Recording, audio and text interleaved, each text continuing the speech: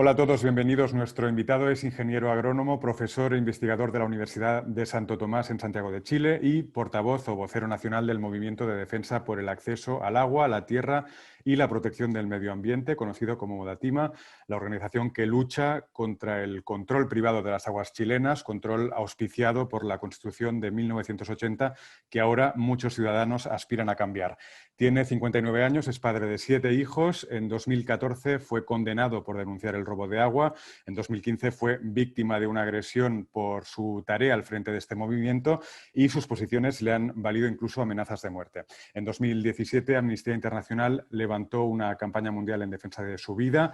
Hablaremos de todo ello y de la situación política en Chile, donde el plebiscito nacional, el referéndum convocado por el presidente Sebastián Piñera, abre la posibilidad de un cambio, un referéndum que debía celebrarse durante la primavera, que fue aplazado por la gravedad de la crisis sanitaria y que debería celebrarse finalmente el 25 de octubre.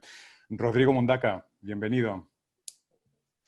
Hola Alex, muchas gracias por este momento, por este contacto virtual, lo menos virtual, y nada, estoy aquí a disposición. ¿Por qué crees que Patricia Domínguez, la artista que nos ha puesto en contacto, te ha escogido? ¿Por qué te ha seleccionado como invitado? Es una buena pregunta de entrada.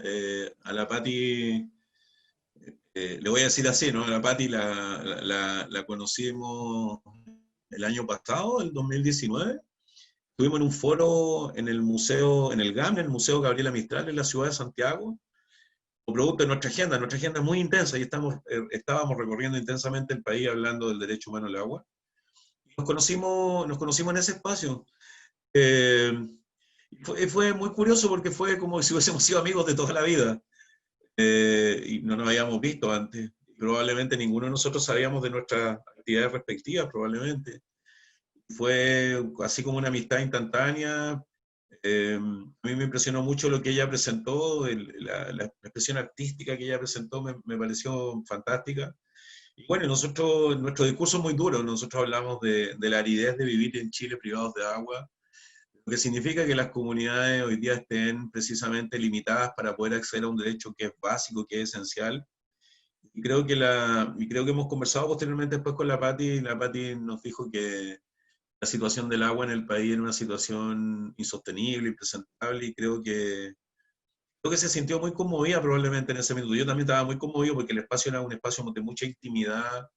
eh, Creo que probablemente eso fue lo que la motivó a desarrollar esta tremenda iniciativa y que nos tiene muy involucrados, particularmente a las Viudas del Agua, ¿no? Que es una representación coral de compañeras que integran el movimiento nuestro, Modatima, y que es una representación coral muy hermosa y que da cuenta y grafica lo que ha significado para las mujeres en nuestro territorio quedarse sin agua.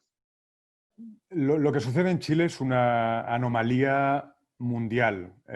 Vamos a intentar explicarla a las personas que no conocen la situación chilena.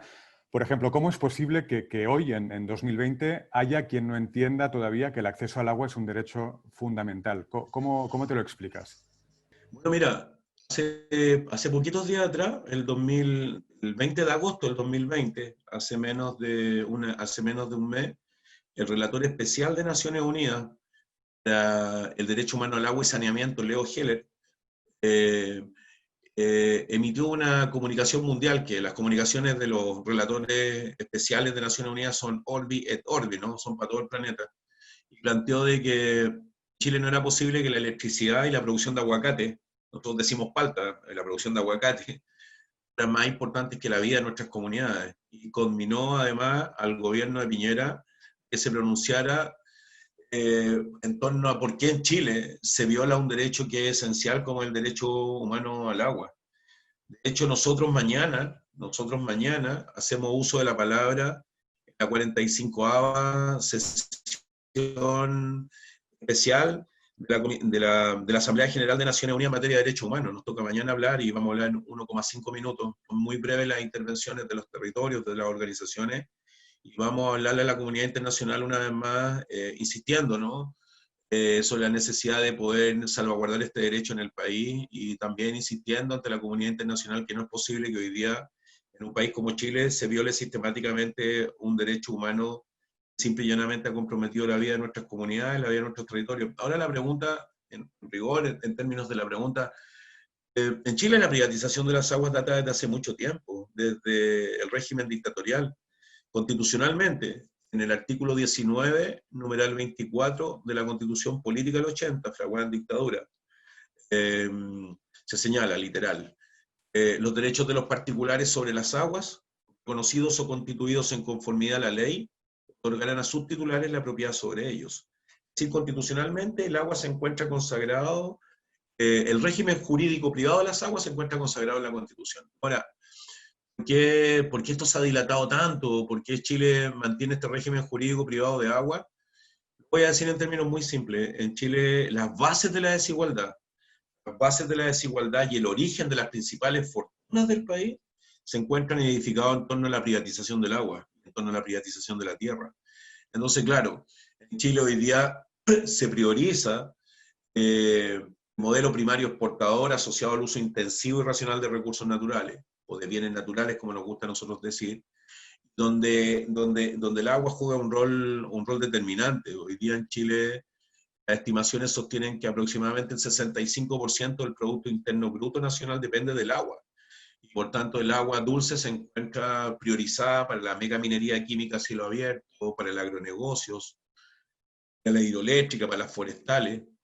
Chile hoy día no solamente tiene privatizadas las fuentes de agua desde el año 80, sino que también tiene privatizada la gestión de las aguas, las sanitarias.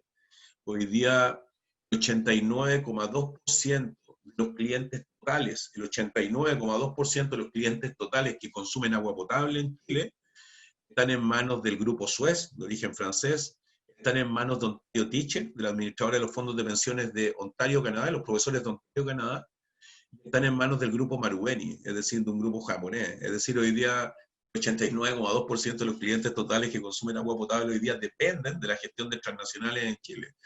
Por tanto, evidentemente, la consagración del agua como un derecho humano, con prioridades de uso, hacer del agua un bien común y de su acceso a un derecho humano, en un régimen como el régimen de Piñera es absolutamente imposible. Piensa además, y con esto concluyo, piensa además que el gobierno de Piñera se encuentra anidado un gabinete hídrico. El ministro de Agricultura del actual gobierno, Antonio Walker Prieto, él y su familia son propietarios de más de 29.000 litros por segundo. 29.000 litros por segundo equivalen al suministro permanente y continuo de 14 millones de personas. Un ministro del gobierno de Piñera manda carta a los medios de prensa exigiendo certeza jurídica en torno a que la propiedad privada del agua no se puede tocar. Entonces, cuando nos preguntan por el derecho humano al agua en Chile, hoy día hay una, desde el punto de vista político, y con este régimen en particular, este régimen es un furibundo partidario del modelo privado de agua, furibundo. Pero también hay que decir con mucho rigor es que la privatización del agua no es imputable al gobierno de Piñera, al gobierno actual, sino que la privatización del agua data desde el año 1980 en adelante. Tomamos como punto de referencia la Constitución Política del 80. Lo que parece inaudito es que, comillas, desde el 90 en adelante, desde el año 1990 en adelante, comillas, gobiernos democráticos, que los gobiernos anteriores no comprendieron la dimensión que tiene hoy día, en pleno siglo XXI, el vivir privado de agua en nuestras comunidades, por ejemplo.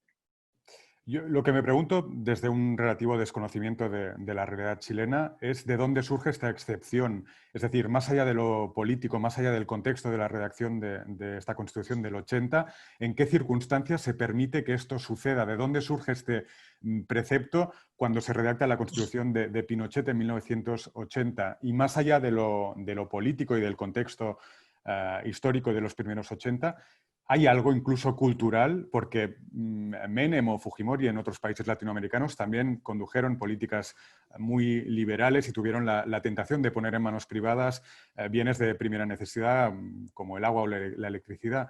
¿Por qué en Chile sucede? ¿Por qué en Chile nos encontramos con esta situación y en sus vecinos latinoamericanos no es el caso? El sinsentido total, Alex, el sinsentido total. Mucha gente cuando nos escucha hablar y nos miran con muchísima incredulidad, piensa lo siguiente, el estallido social que hubo en Chile del 18 de octubre en adelante, una de las demandas más acariciadas por el pueblo, por las movilizaciones populares, cuando uno caminaba de la región metropolitana, de Santiago al norte o de Santiago al sur, una de las demandas más importantes era la recuperación del agua, para las comunidades, para los territorios. Y sin duda somos una excepción a nivel planetario hoy día, porque tenemos privatizar no solamente las fuentes de agua, sino que también la gestión de las aguas, las sanitarias. Pero ojo, cuando se privatizan las sanitarias en Chile, no es un fenómeno aislado, ¿no? Es un fenómeno coordinado desde el neoliberalismo, porque cuando se privatizaron las sanitarias en Chile, en la década del 90, la segunda parte de la década del 90, también se hace unísono con Menem en Argentina, Fujimori en Perú y Sánchez de Lozada en Bolivia. Es decir, fue un esfuerzo concertado en el cono sur de América Latina, cuando se inicia el proceso de privatización de la sanitaria. Ahora, cuando nos preguntan esto, es simple y llanamente inaudito. Es inaudito, por ejemplo, yo en este minuto vivo en la provincia de Petorca, estoy en la Ligua en este minuto. La provincia de Petorca es considerada, la provincia de Petorca está al interior de la región de Valparaíso, la región más importante después de la región metropolitana. Y la provincia de Petorca es conocida hoy día mundialmente por ser el epicentro nacional al agua en Chile, a propósito de los reportajes de medios tan prestigiosos como The Guardian, Deutsche Welle, el periódico El País, en su minuto, Radio y Televisión Rusa. El año pasado incluso Netflix, un programa que se llama Rotten, donde habló del negocio de los aguacates en Michoacán vinculado al narcotráfico, y el negocio de los aguacates en la provincia de Petorca vinculado a la violación del derecho humano al agua. Es completamente inaudito, es inaudito, pero también es inaudito el régimen jurídico privado de agua en Chile, pero también es muy inaudito a propósito de que hoy día América Latina es la región más peligrosa del mundo para quienes defienden los derechos humanos ambientales. También en Chile eso no es la excepción, y es muy inaudito que hoy día se persiga a mujeres y a hombres por defender el derecho humano al agua y por enfrentar precisamente a aquellos, habiéndose apropiado de las aguas, hoy día siguen insistiendo en que este modelo se mantenga.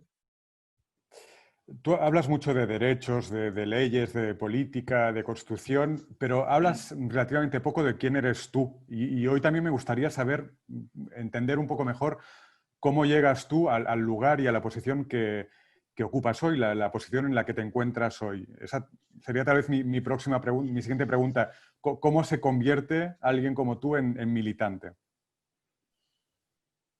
Una pregunta difícil, ¿eh? Una pregunta difícil porque me cuesta, sí, me cuesta mucho hablar en primera persona. Los que me conocen siempre me dicen lo mismo, que siempre hablo en plural y me cuesta mucho hablar en primera persona. Entiendo la importancia de la pregunta. Soy agrónomo, estoy vinculado a las ciencias naturales. Llegué a esta provincia hace 25 años. Yo soy originario de la región metropolitana, soy capitalino, como se dice, nací en Santiago. Llegué a esta provincia hace 25 años. Vine a trabajar con campesinos, vine a transferir conocimiento y desarrollar habilidades en producción sustentable, porque tengo una especialidad dentro de mi oficio que tiene que ver con la agricultura orgánica. Y vine a trabajar en eso, vine a trabajar en prácticas de sustentabilidad con campesinos. Me gustó el territorio, me gustó la provincia, había agua en los ríos, la gente se iba a bañar a los ríos, vamos a pescar a los ríos. Nos bañábamos en el verano, los ríos eran la pileta nacional, ¿no? Eran la piscina nacional, era muy hermoso el territorio. Eh, y me quedé, pero me quedé y fui testigo presencial de cómo nos fuimos quedando sin agua, de cómo al territorio llegaron empresarios y políticos muy importantes, yo siempre digo muy conspicuos, ¿no? Muy vinculados a los centros neurálgicos del poder. Empezaron a apropiarse de los cerros y empezaron a comprar cerros, y empezaron a sacar toda la flora y la fauna nativa de los cerros. Empezaron a plantar paltos, porque en Chile no hay instrumentos de ordenamiento territorial asociados a las capacidades de uso agrícola de los suelos, y empezaron a plantar paltos. Y en la medida que la superficie de palto en laderas de cerro creció, nos fuimos quedando sin agua. Y realmente desapareció el agua del río Petorca, desapareció el agua del río Ligua. Ya llevamos 15 años sin escurrimiento superficial de agua en los ríos. Y cuando llueve, el agua escurre en la naciente del río. La naciente del río aparece el agua y 1 kilómetro, 2 kilómetros más abajo se pierde, y se pierden las grandes agrícolas que se apropian del agua. me fui involucrando y me fui involucrando a medida que los campesinos se fueron pauperizando, se fueron empobreciendo, para decirlo en estos términos, ¿no? Lo decía en estos términos neoliberales. Yo era un agrónomo exitoso, porque tenía una especialidad muy particular, trabajaba con campesinos, pero también trabajaba con agricultores medianos y un poco más grandes. Trabajaban en procesos de reconversión de palta convencional a palta orgánica, porque había un nicho de mercado, bueno, en Europa se consume mucho alimento orgánico, entonces yo podía incorporar ese diferencial, el punto de vista teórico, el punto de vista práctico. Nos fuimos quedando sin agua y llegó un minuto en que tuve que tomar una decisión, y esa decisión fue, sigo trabajando con agricultores grandes que me pagan harto dinero por mi asesoría, o me pongo a luchar con los campesinos que han perdido el agua. Fue un momento muy difícil porque tuve que tomar una decisión y tomé la decisión de luchar con los campesinos, tomé la decisión de luchar con la gente pobre y armamos la organización Modatima, nuestra organización por allá por el año 2009, 2010, como una expresión organizada de resistencia ante el robo de agua. Nos pusimos a batallar en el territorio, nos pusimos a cortar rutas, a enfrentar a los ladrones de agua, desarrollamos estrategias de lucha en el territorio. En fin, tomé esa decisión que fue a esta altura, cuando lo miro, una decisión muy temeraria. Fue una decisión muy temeraria porque no lo digo como víctima, no, la Pati, todos los que nos conocen, yo no lo digo como víctima porque somos luchadores sociales. Pero en el intertanto del 2010 en adelante lo perdimos todo, y lo perdimos todo. Perdimos todos los recursos materiales que teníamos, enfrentamos un juicio larguísimo que nos desgastó muchísimo, nos tuvieron 2 años yendo a tribunales, bueno, en fin, y lo perdimos todo lo material, y también perdimos cuestiones espirituales, perdimos nuestras compañeras, varios de nosotros pasamos por un proceso muy similar, perdimos nuestra materialidad, perdimos nuestras compañeras, en fin, ha sido duro. ¿En algún momento te has planteado dejarlo correr? Eh, he tenido momentos de inflexión, he tenido momentos. Me llevaron entre el 2012 y 2014, aunque parezca increíble, inaudito, entre el 2012 y 2014 me llevaron 24 veces, 4 tribunales distintos, porque tuve que enfrentar juicio en 4 tribunales distintos en Chile. Me seguían, donde hablaba, si hablaba en una plaza me grababan y me armaban un juicio, si hablaba para un medio de prensa me grababan y me armaban un juicio, me armaron 4 juicios. Estuve yendo 24 veces a 4 tribunales distintos durante 2 años y me condenaron finalmente. Me condenaron a 500 días, después lo bajaron a 300, después a 61. Finalmente mis abogados lograron estar firmando. Estuve firmando ante Gendarmería un año, del 14 de noviembre hasta el 14 de diciembre, y tenía que ir los primeros 5 días de cada mes a firmar, y si no iba me arrestaban. Sí, han habido momentos en los cuales lo pensé, y lo pensé muy seriamente, cuando perdí a mi familia y eso. Pero la lucha por el agua en el país creció, y la lucha por el agua hoy día en el país, hay miles de mujeres y hombres que están batallando por el agua. Y creo que todo ha valido la pena, todo ha valido la pena porque finalmente creo que con muchísima humildad, con muchísima sencillez, hemos, hemos heredado una semilla que hoy día en el país germina y germina por todo el país. Y hoy día, a propósito del proceso constituyente que se viene, hoy día muchos que nos ignoraron por muchísimo tiempo, muchos que nos invisibilizaron por mucho tiempo, muchos que se prestaron incluso para la criminalización nuestra hoy día, a propósito del proceso que vamos a encarnar, todos hablan hoy día de que hay que hacer del agua un derecho humano. Increíble. Son los mismos que durante mucho tiempo nos persiguieron, nos invisibilizaron. Hoy día, sin duda, que no puedo echar marcha atrás porque objetivamente creo que colocado en este tránsito vamos a llegar hasta el final, y probablemente, no sé si habremos pasado lo peor, porque que hemos pasado experiencias muy duras, situaciones muy duras, pero creo que hoy día tengo un deber moral, y ese deber moral es llegar hasta el final.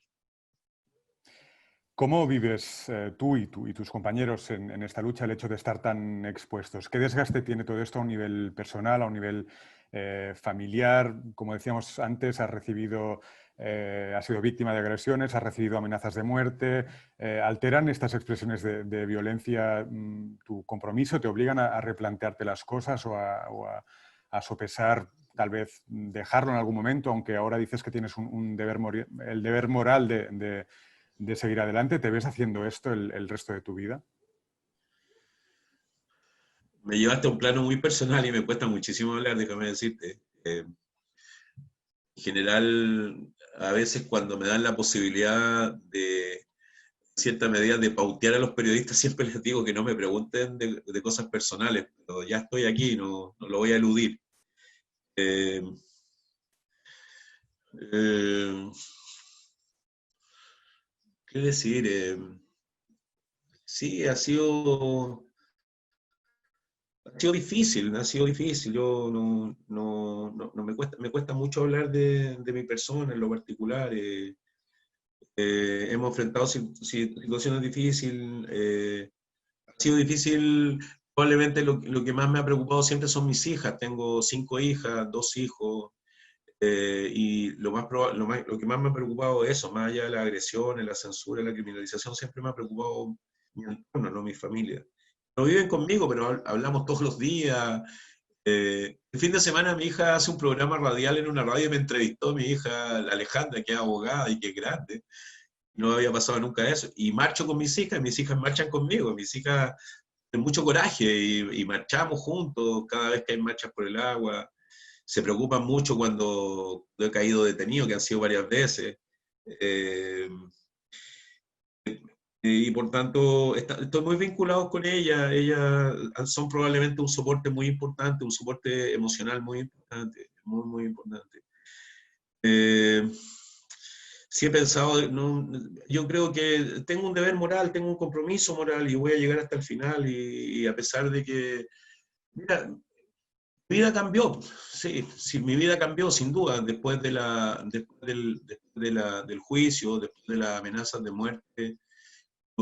Antes de aquello yo era un tipo, comillas, normal, un tipo que, como los españoles, me gustaba el fútbol, iba al fútbol, me gustaba ir a los recitales, iba a los recitales de la música que me gustaba, frecuentaba lugares masivos. Y después de esto, con las amenazas de muerte, no, dejé de ir al fútbol, no voy a recitales, no puedo frecuentar lugares masivos porque objetivamente estoy mucho más expuesto. Dejé de tener rutinas preestablecidas, no tengo rutinas, estoy siempre muy alerta, trato de pasar siempre muy desapercibido. No repito las mismas conductas porque he ido aprendiendo también de otros compañeros que me han entregado algunos elementos para mantenerme con vida. Y mi vida cambió, sí, mi vida cambió. No soy el mejor compañero para ir a un recital, ni que lo dejé de hacerlo. Dejé de ir al fútbol por razones obvias. Me dolió mucho dejar de ir al fútbol porque soy un futbolero, me gusta el fútbol, como todos los latinos probablemente. Probablemente sea el costo más alto que he tenido que pagar. He tenido que pagar. Soy profesor de una universidad donde hago clase el primer semestre, de marzo a agosto. Hubo un tiempo y todavía sigue siendo así, que compañeros me van a dejar en la universidad para que haga clase, compañeros que me van a buscar a la universidad cuando salgo, preocupados de mi seguridad, de mi integridad. Hace mucho tiempo también dejé de andar solo, no ando solo tampoco. Cuando voy a los foros, cuando voy a los seminarios, siempre voy acompañado, nunca ando solo, y en el territorio tampoco ando solo. Digo dónde voy, soy muy disciplinado en términos de que digo dónde voy y informa a qué hora voy a llegar. Y soy muy disciplinado con la hora. Si digo que voy a llegar a las 2, hay un margen siempre de más o menos 5 minutos y no me excedo más allá de aquello. Entonces, tuve que aprender a cuidarme. Eso tuve que hacer. Y mi organización también tuvo que aprender a cuidarme. Cuando volví a Nuremberg el año pasado, el 1 de octubre del 2019, después de haber estado 10 días en Nuremberg, los 10 días circuló profusamente una foto por redes de internet con un balazo en mi frente, ¿no? Por una amenaza. Y tuve que bajar las redes, mis compañeros se encargaron de buscar un lugar donde estuviera protegido algunos días, me sacaron de mi entorno donde vivo y estuve varios días protegido con otros compañeros protegiéndome. Eh, el 1 de noviembre del 2019, en el marco del estallido social en Chile, un medio electrónico, un periódico que se llama Interferencia, de conocer un caso que tituló Paco Leaks, como Wikileaks, Paco Leaks, y se señaló que yo era blanco de interés de la inteligencia policial chilena y fui el primer mencionado como blanco de interés de la inteligencia policial chilena. Pero también otros, compañeras y compañeros, y todos defensores socioambientales, defensores de los derechos humanos ambientales. Sí, cambió mi vida mucho, pero, pero siempre hemos dicho que vamos a seguir adelante. Y siempre hemos dicho que aunque la bestia agazapada espera agazapada para golpearnos, estamos muy atentos y estamos preparados también para defendernos y estamos preparados también para seguir adelante. Si las circunstancias fueran negativas para nosotros, yo tengo la certeza absoluta. Son millones los que van a seguir adelante batallando por hacer de los bienes naturales comunes derechos, particularmente por el agua. Lo comentabas ahora hace un momento, has recibido premios en Europa, como el de la Fundación Daniel Mitterrand en Francia, o el Premio Internacional por los Derechos del Hombre que te concedieron en Nuremberg, en Alemania, el año pasado. Son premios que van dirigidos a ti personalmente, pero obviamente cada vez que los has recibido lo has hecho en nombre de un colectivo, y entiendo que el hecho de recibir toda esta atención en tu persona a veces te incomode porque puede llegar a eclipsar tu causa. Lo hemos visto de una manera mucho más extrema con el caso de Greta Thunberg en su compromiso con el planeta, ¿no?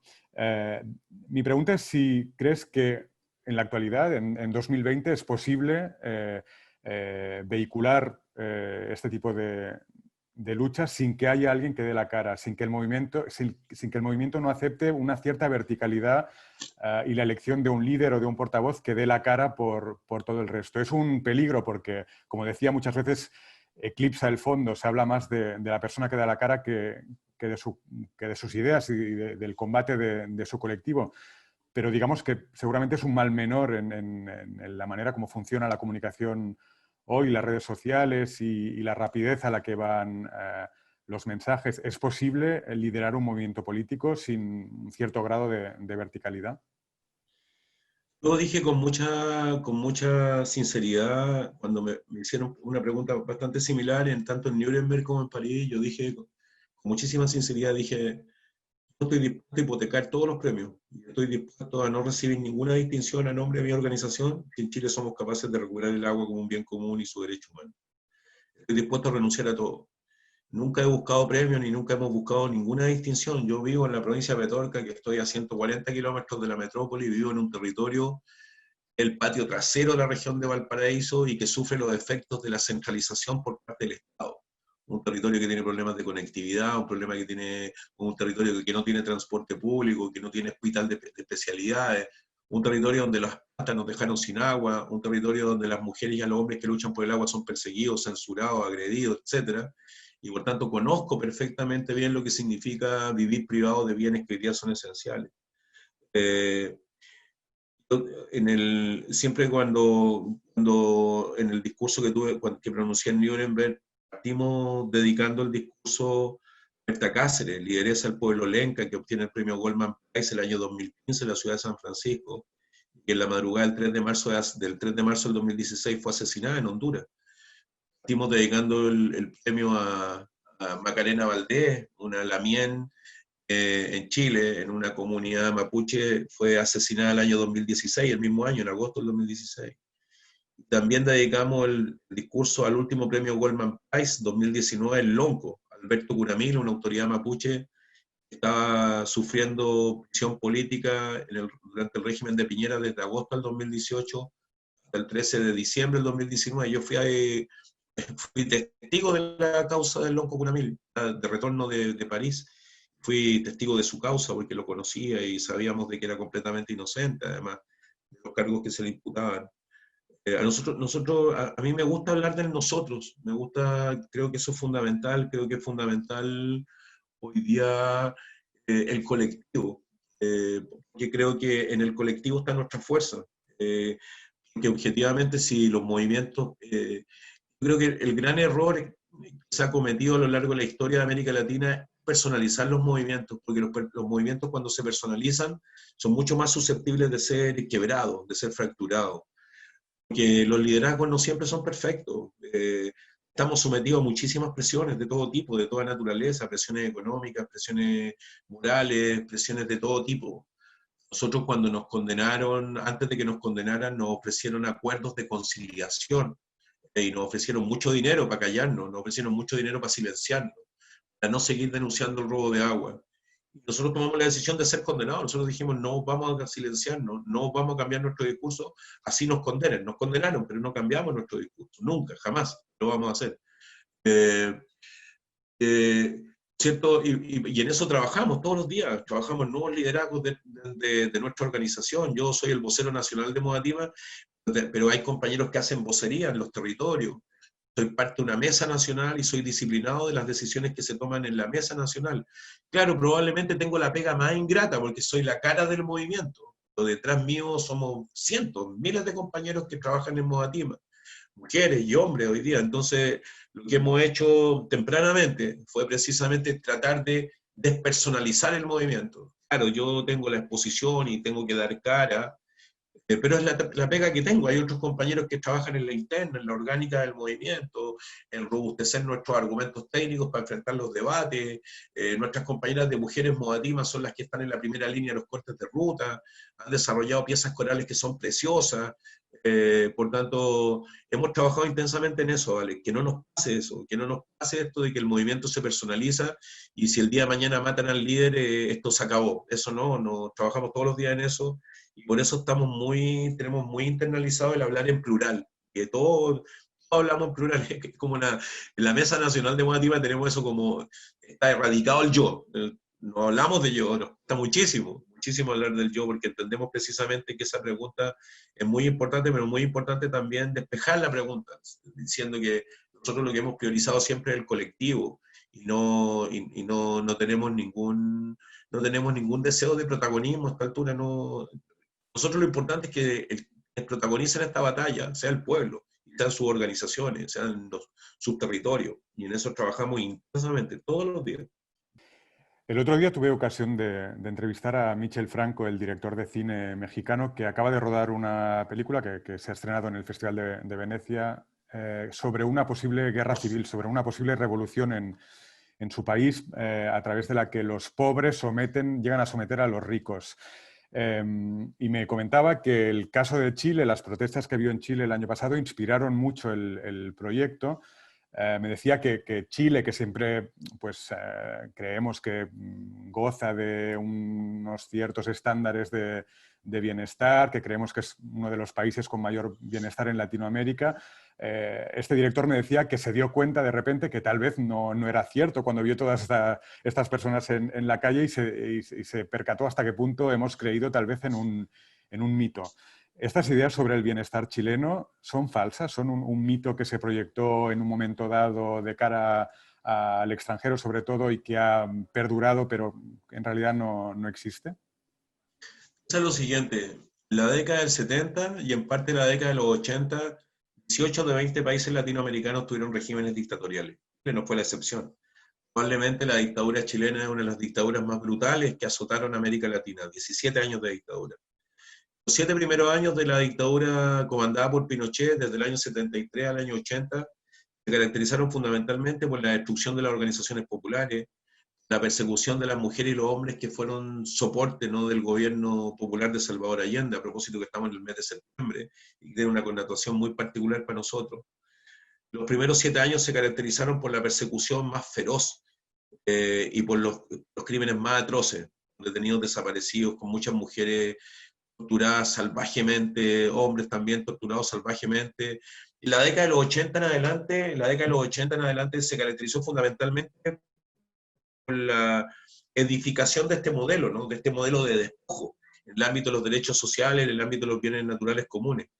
La década de los 80, cuando se formula esta constitución política del 80, la constitución política del 80, para decirlo en estos términos, es una alegoría a la propiedad privada, es un oráculo a la propiedad privada. La constitución del 80 es la que habla de la libertad de elegir en materia de educación, pero no del derecho a educarnos. La constitución del 80 es la que habla de la libertad de elegir entre prestadores públicos, prestadores privados en materia de salud, pero no habla del derecho a la salud. La constitución política del 80 es la que habla de la privatización del agua, por ejemplo. La La Constitución del 80 es profundamente propietarista y además es lo siguiente, todos los regímenes dictatoriales, todos los países que tuvieron regímenes dictatoriales en la década del 70, en la década del 80, las dictaduras cambiaron su norma jurídica, cambiaron la constitución. Y Chile, transcurrido 40 años, tiene la misma constitución política que fue fraguada en dictadura. Y que habla de cuestiones que son tan lesivas como estas que estoy mencionando, o el Tribunal Constitucional, cada vez que no hay unanimidad en torno a un proyecto de ley, es un tribunal integrado por 5 o 6 individuos quienes definen lo que es bueno, qué es lo que es malo. Esa constitución política del 80 es la que habla de las mayorías supraparlamentarias en el Congreso, de forma tal de que cada vez que hay un proyecto que no les gusta, los sectores conservadores pueden ejercer el veto de la minoría. Es decir, es una constitución profundamente, es una constitución de clase al servicio de la clase dominante en el país, dicho así en esos términos. Piensa lo siguiente, hoy día la privatización de la educación, por ejemplo, hoy día los muchachos que estudian en la educación superior, sus padres tienen que hipotecar su vida en la banca precisamente para que el niño pueda ir para que los muchachos puedan ir a la universidad. Hay más de 1 millón de familias que están endeudadas precisamente por financiar la educación a los muchachos, y los muchachos una vez que terminan la universidad están endeudados por 20 años para pagar los créditos que les permitieron educarse.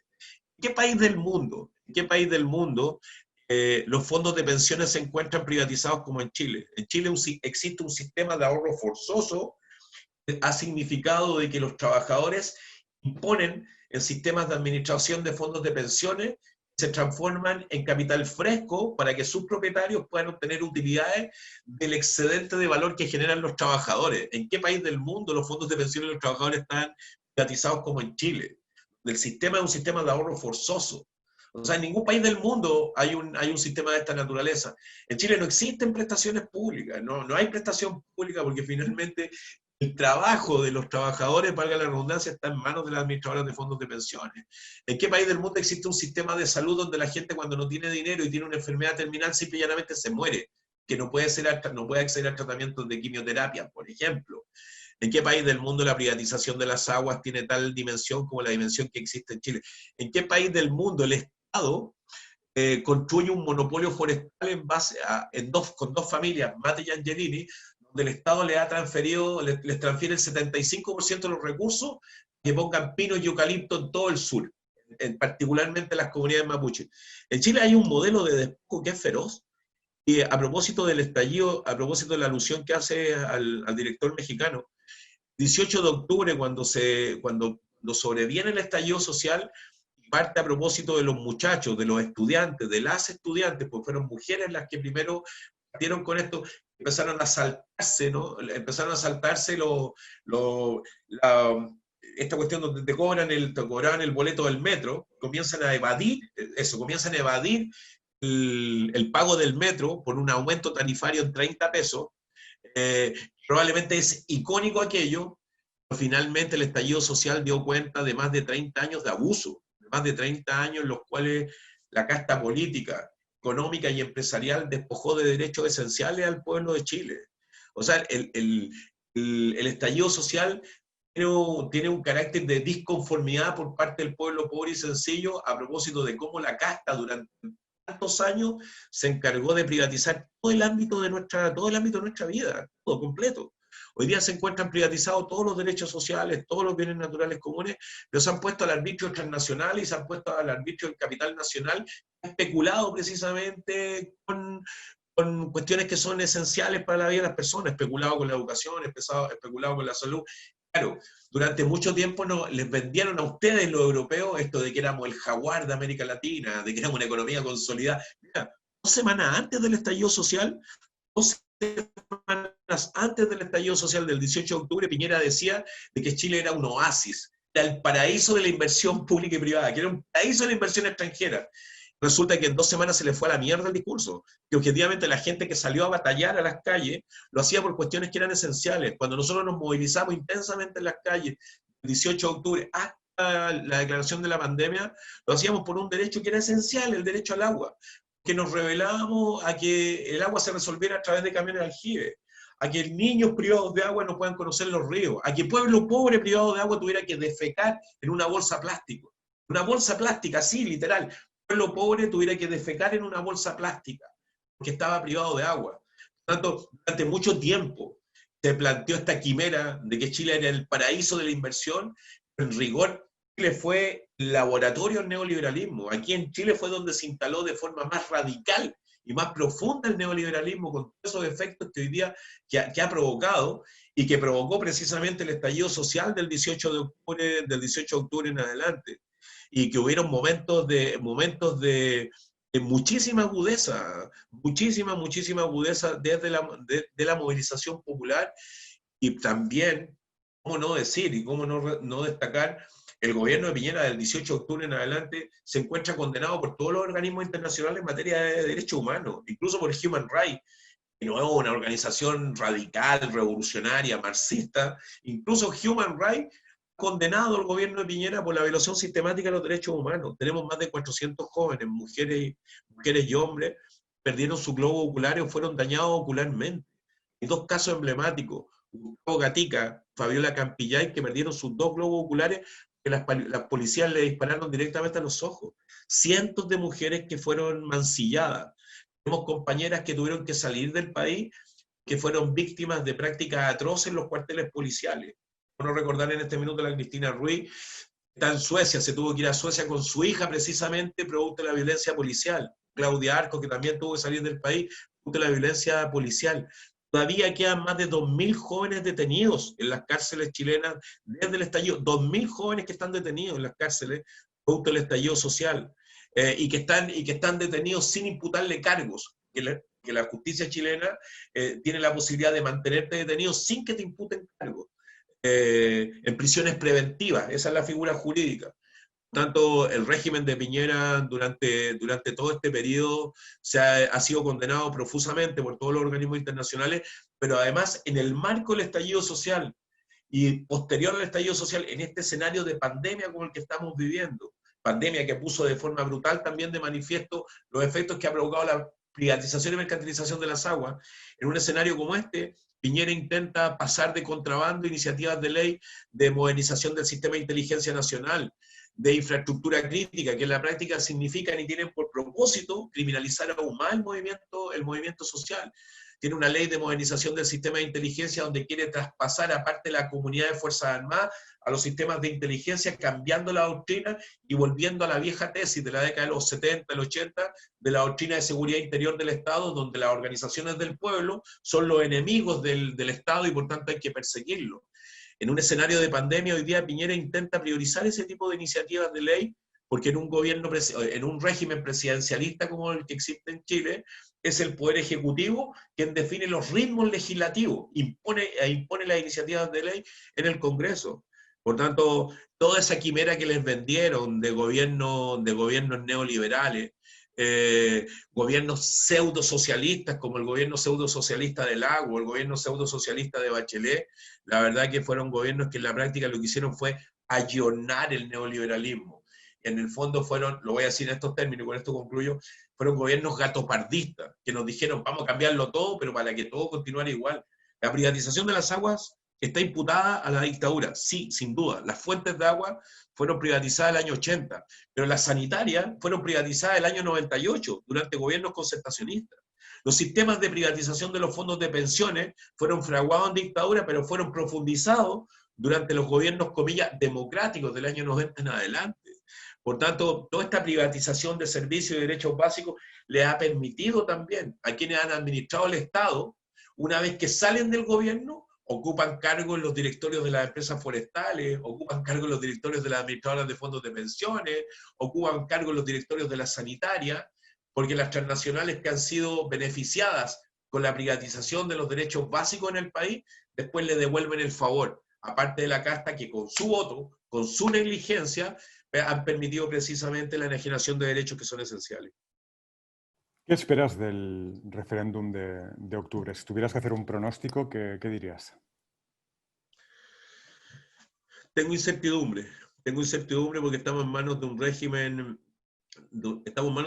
de mierda. Un régimen que en términos sanitarios con el anterior ministro de Salud, Mañalich, planteó la hipótesis de la inmunidad de rebaño. Entonces teníamos que contaminarnos todos para adquirir los anticuerpos, ¿no? cambian el ministro de Salud y ahora hay un desconfinamiento paso a paso. Y ahora a propósito de que se conmemoran fiestas patrias en Chile, están hablando de una tesis de fondéate en casa. ¿Qué significa el fondéate en casa? Que tú puedes invitar entre 5 a 10 personas a tu casa que puedan compartir contigo en tu hogar. Chile hoy día está en el 5º lugar a nivel planetario en cantidad de fallecidos por millón de habitantes. Chile ocupa el mismo lugar en cantidad de contagiados por millón de habitantes a nivel planetario,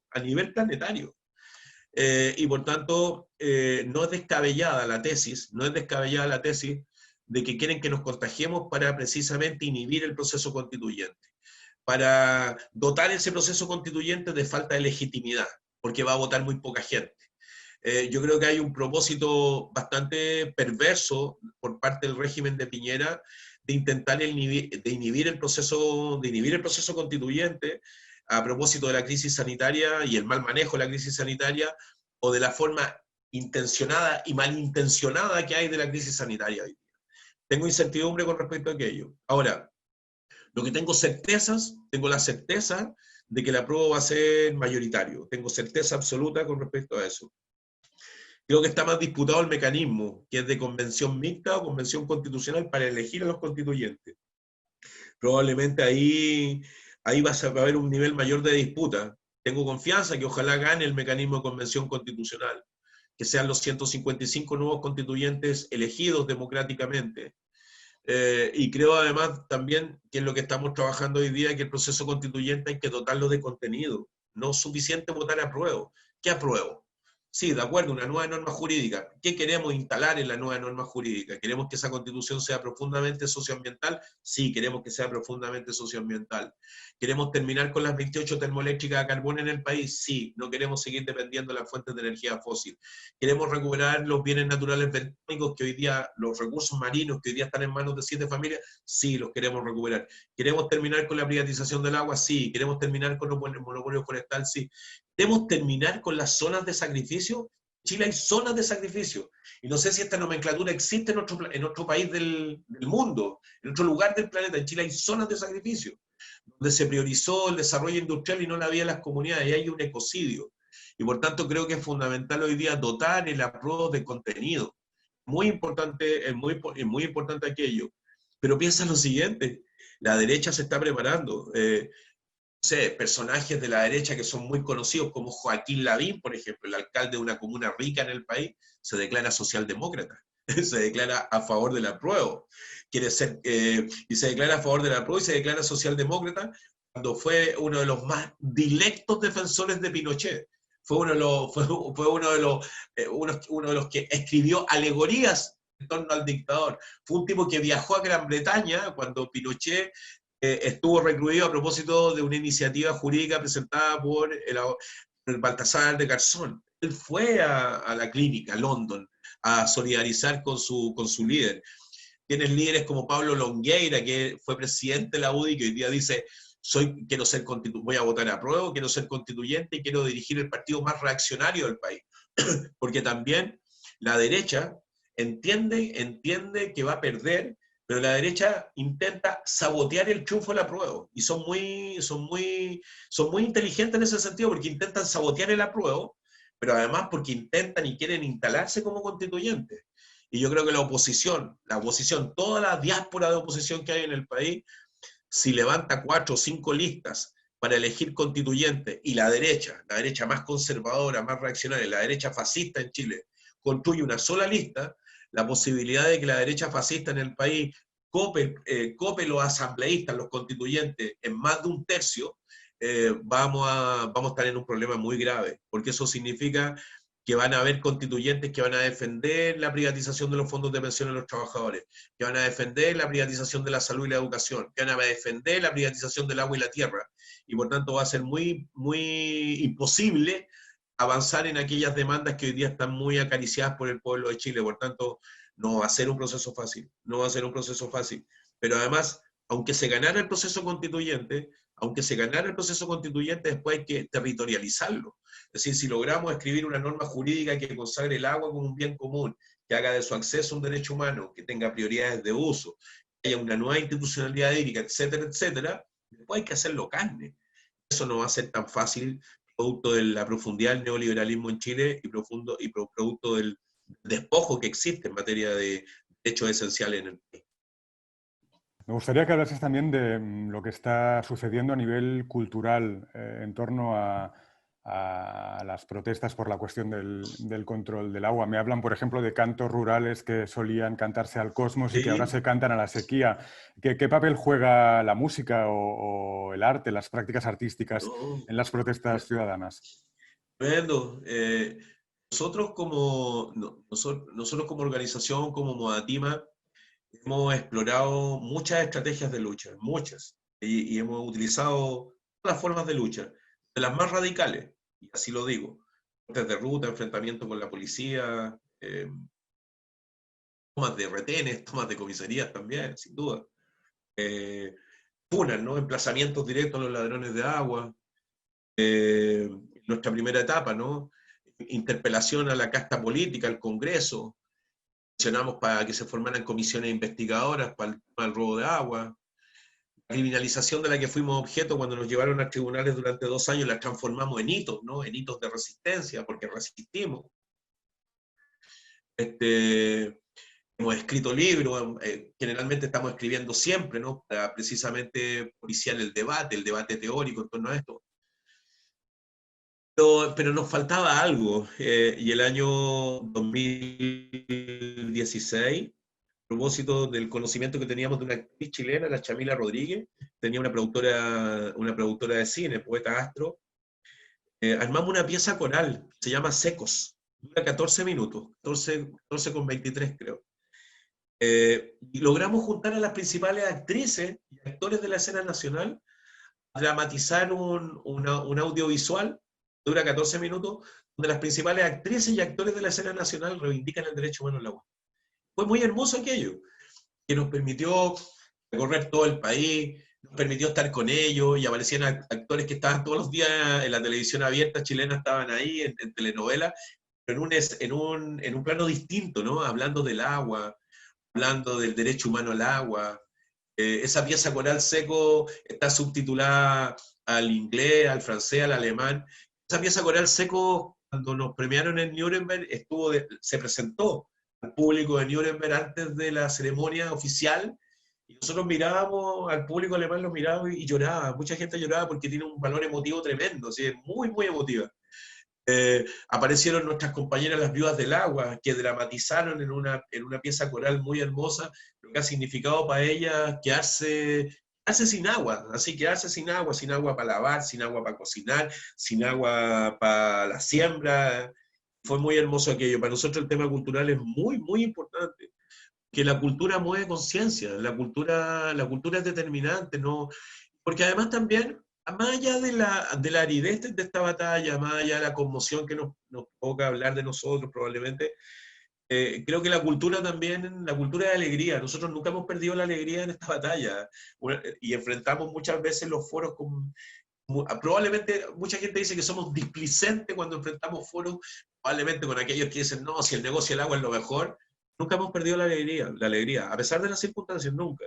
Asignamos muchísimo valor al tema cultural, a la representación cultural, a la representación del imaginario. Hay decenas de canciones que se han hecho en torno al agua. Ahora, hace poco salió una canción en torno al agua de la Macarena Leiva, una cantautora de la provincia de Petorca, de la Ligua.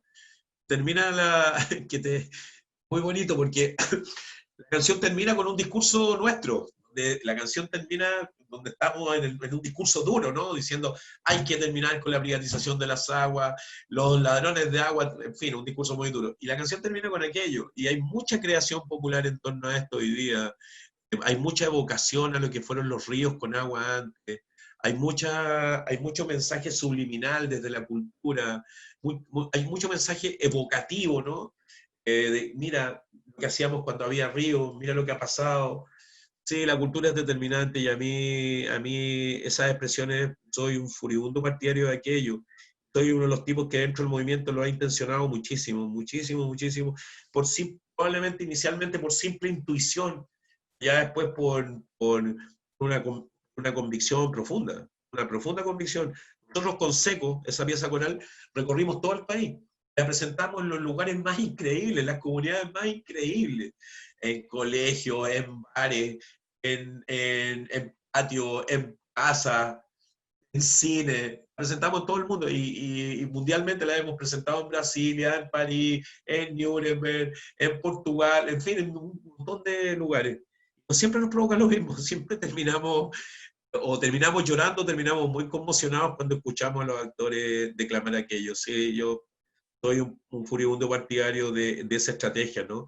Algunos dicen, no, son estos mitos, ¿no? Urbanos. Esta es una estrategia amarilla, es una estrategia que no tiene mucha importancia. Y sí tiene importancia, porque la cultura mueve conciencia, gana conciencia. Y podemos derrotar el despojo podemos derrotarlos también con acciones que muchas veces no tienen la radicalidad de tomarse una ruta, de estar en un enfrentamiento con la policía. Pese a una pieza coral de esta magnitud, breve, simple, sencilla, de verdad que puede cambiar las cosas, sin duda. Incluso uno de los lemas del movimiento, no es sequía, es saqueo, podría ser el verso de un poema, un micropoema. ¿De dónde surge esta expresión? Es una expresión que se me ocurrió a mí el año pasado, estaba en un foro, no me acuerdo dónde, entonces alguien dice, no, si el problema en Chile es sequía, aquí el problema es la sequía y no el robo de agua, entonces yo digo algo así como, mira, digo, Chile tenemos 101 cuencas, 101 cuencas, y el 80% de las cuencas están sobreotorgadas. ¿Qué significa esto? Significa que se entregó más agua, agua realmente disponible, y los ríos están secos. Y si lo dije así en términos muy teóricos, si un río está seco, hay una fractura metabólica del ciclo hidrológico. Si no hay agua en un río, no hay transformación de la materia, no hay evaporación, no llueve. Es de sentido común. Es lo que a los niños les enseñan en los primeros grados de la educación básica. Entonces, si es muy difícil comprender de que hay una fractura metabólica de los ríos en el país, lo que hay en el país no es sequía, es saqueo. Y después dejó de ser propiedad nuestra. El año pasado, en el marco del estallido, tú recorres el país y te encuentras con muchas murallas que dice, no es sequía, saqueo. Y una de las principales consignas que hay hoy día es precisamente aquello, y ya dejó de ser de patrimonio nuestro, y no nos importa aquello, porque finalmente lo testamos, ¿no? A los movimientos que luchan, y todo el mundo le hace muchísimo sentido. Y fue un momento fue un momento también de un debate muy intenso. Estábamos en un debate con unos defensores del modelo privado de agua y nos tenían medio acorralados, y estábamos en un auditorio gigante, mucha gente. Y cuando explicamos la fractura metabólica, digo, no es sequía, no es saqueo, la gente se paró y se puso a ovacionar. Fue muy bonito y quedó instalado. Porque en el fondo también la disputa de la idea es muy importante, ¿no? La disputa teórica.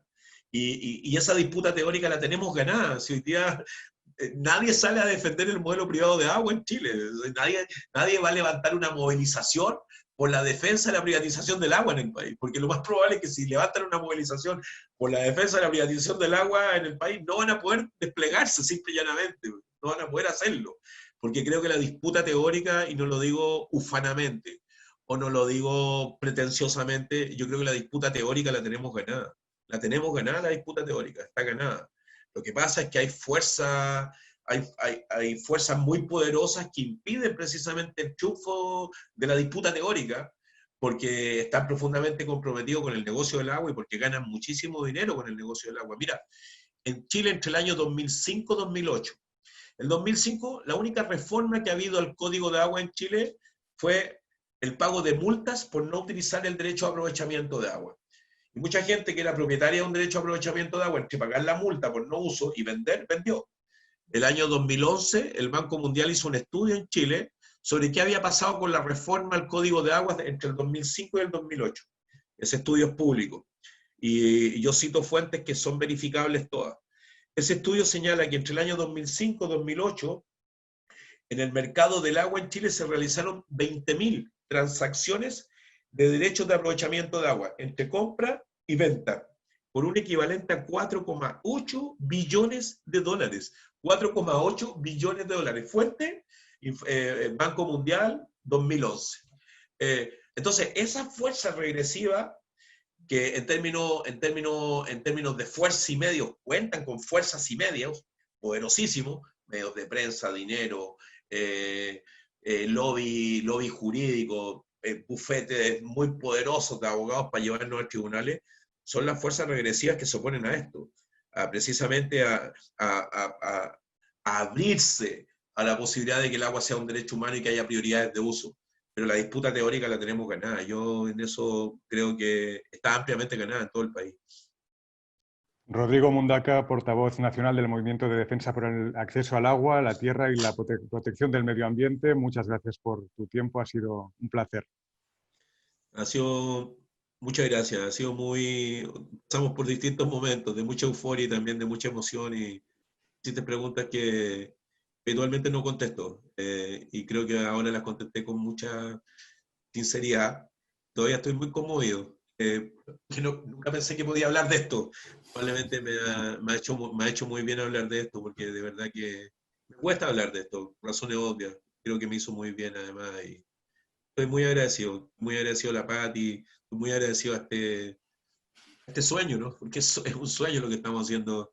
Así que muchas gracias, muchas, Muchas muchas gracias a gracias. ti, muy buena suerte con todo y hasta pronto. Hasta pronto, Alex. Gracias.